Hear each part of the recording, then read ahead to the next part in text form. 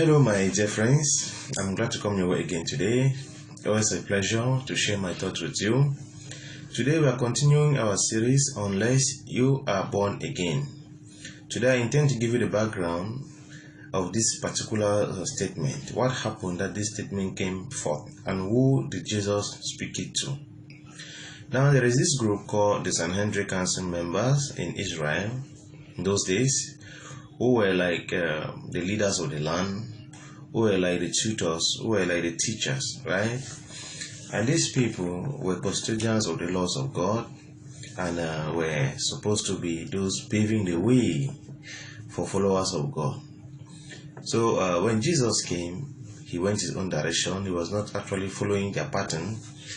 And finally, he got a boom, a breakthrough. He got results. And his name was ringing everywhere in town, and he was doing miracles, and there was great success. So what happened? These people sent one of their members to go talk to Jesus, and his name is Nicodemus. So Nicodemus came to Jesus and tried to cajole him, tried to sweet talk him, tried to politicize him. And when he said all the nice things, he said, we have seen that no one can do what you are doing except God is with that person. Jesus now turned and told him, unless you are born again, you can never see the kingdom of God. Now this is what led to that statement.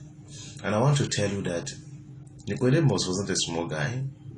Nicodemus was a great man. And according to that same chapter, it says he was a teacher in the land. Nicodemus was a teacher in the land, right? Not just a teacher in one small corner of his country, but he was known nationally as a teacher in the land. And Jesus turned and told him, unless you are born again.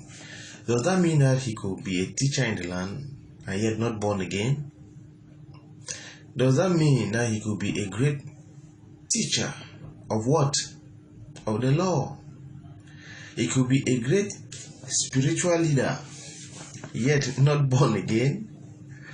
And if you bring that to our scenario today, it is exactly true. There are so many spiritual leaders, even in Christianity, because Nicodemus was a leader in Israel, and Israel is figuratively a picture for the church. So there are so many leaders in the church who are not born again. So this particular phrase that we usually use on unbelievers, people who are not yet in Christianity, trying to bring them into Christianity or trying to make them follow the ways of Christ, was not first and foremost used as we used today. It was used on teachers. It was used on a teacher of the law. So I want to tell you that Jesus told him, irrespective of how much Bible you know, irrespective of how much the laws of God you claim to possess mastery of, if you are not born again, my dear friends, forget about ever seeing the kingdom of God. Forget about ever understanding the kingdom of God. Forget about ever even living it. Then he told him categorically, unless you are born again.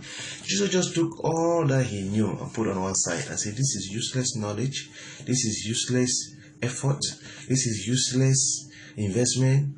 If you don't know, if you have not born again, if you are not born again, you cannot see the kingdom of God.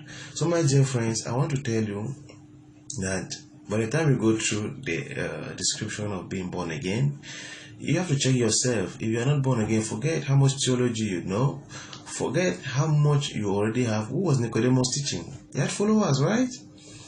There were people who held him high. People who were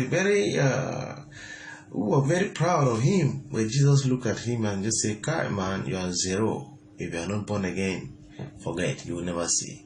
So you may be a Nicodemus, you may just be an ordinary follower, but ensure that Jesus will not look away from all that you already have and all that you possess and say, tell you that, man, where we have to start is salvation, born again.